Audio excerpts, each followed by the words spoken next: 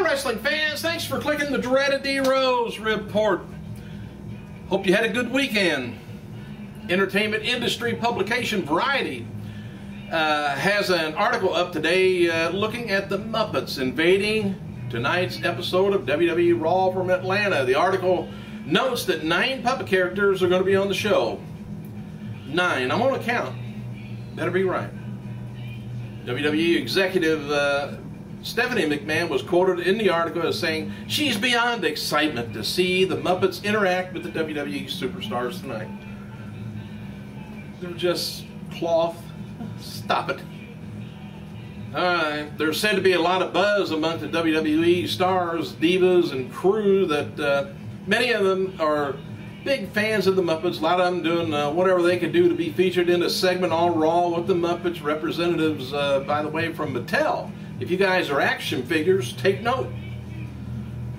Appearing at Ringside Fest in New York this week to take questions from fans in attendance. And here's some of the highlights. Sin Cara's first figure will be released April or May of next year. And other new action figures are going to be debuting in the future. Is going to be, of all things, Jinder Mahal, Bella Twins, Jerry Lawler, CM Punk. I wonder if they're going to charge twice as much for the Bella Twins. Anyway, CM Punk with a cloth version of the Best in the World t-shirt. Other questions that Mattel answered, the reps have spoke with Zack Ryder about including his internet title on future Ryder action figures. And regarding to the replica internet title, Mattel said they have to get Ryder's permission to do so. No big deal. Sorry. New versions of the Diva figures are also being worked on, including Beth Phoenix and Kelly Kelly. And as noted before, Jim Ross is working with Mattel on a new project, but it's too early for the details. Ross is helping promote a new product. Probably little tiny barbecue sauce bottles. I don't know. Also, this is kind of unique. There will be a Miss Elizabeth figure available towards the end of this year online. If her figure does well, they're looking at doing one more for Sherry Martel and others. Mattel is in good relationships with Randy Savage before his passing, so the estate's probably going to allow them to do promote new figures for him in the future. Mattel can't do figures that, I don't know how they do this anyway, that break bones, bleed, or bruise due to WWE's PG content. But the reason there's PG content with WWE is because of Mattel. Duh. Mattel's passing the buck off on them. Anyway, Mattel's also doing some figures with Toys R Us, where the figures set comes in with pieces, I guess. When you buy all the figures, the pieces assembled to make a Michael Cole figure. Mattel figures, people would want the Cole, figure that they would not want to buy just him. So I guess there's going to be figures in other figures boxes. And then you put them all together and you got that silly guy. Anyway, Mattel doesn't have the right to do Brock Lesnar figures, as they're held by Jakks Pacific right now anyway. They also, I was thinking they were in bad trouble, Jakks was, but anyway, they also don't have the right to do Matt Hardy figures and have no plans to do a figure on him anyway, unless it's him holding a bottle in his hand. There will be no Owen Hart figures due to Owen's widow asked them not to do anything with him, which I think is just awful for his children. And heck with her, if she don't want any money from it, that's all right. And they also are going to be doing a Tributes to the Troops set with 4 superstars next year through Kmart that will be sold for charity. The Troop ring will also be available.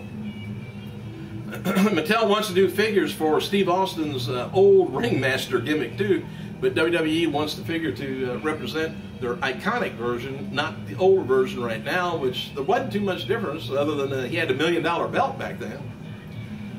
Word is that many of the divas are looking to get on the WWE Diva Heels on Wheels road trip reality show that's planned for the WWE Network next year because of the exposure it's going to be bringing to them.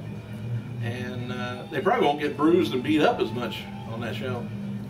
WWE officials have reportedly decided on locations for WrestleMania 29, 2013, and WrestleMania 30, 2014. Top contending cities for the two events are to be maybe in Toronto or Arlington, Texas, but it's nowhere close to being confirmed yet.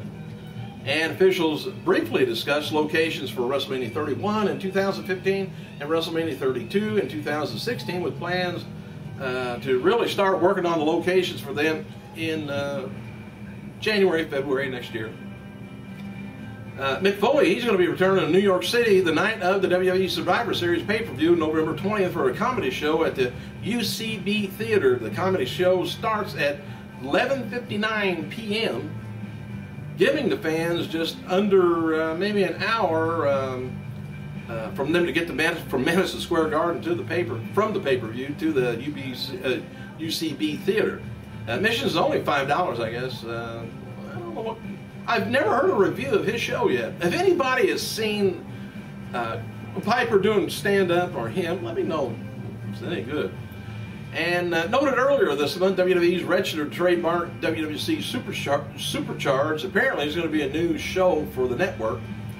Word is that it's going to be the same name for Raw pre-show that's been planned, and WWE officials have discussed a 30-minute pre-show to air before Raw every Monday night. And just noted last week that The Undertaker and Michelle McCool, which I mentioned, was visiting the Raw Super Show in Texas. Word is that WWE officials approached McCool about returning to the ring in the near future. You know, there was a feud between her and her old partner that never got resolved. Of course, she's out on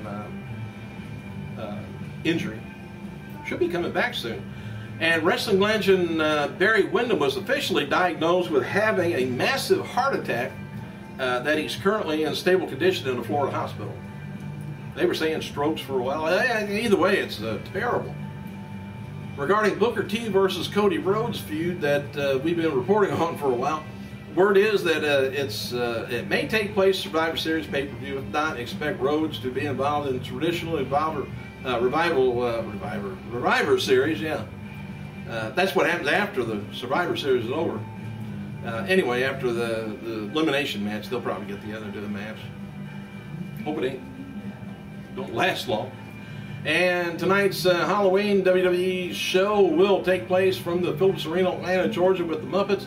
Tonight's show was supposed to see The Rock respond to John Cena's Survivor Series invitation and Punk versus Mark Henry, where if Punk wins, he gets to face Alberto Del Rio for the title at Survivor Series. Stars from both brands are going to be there tonight, and I do believe Rock, his response is going to be taped. Or he just maybe on satellite.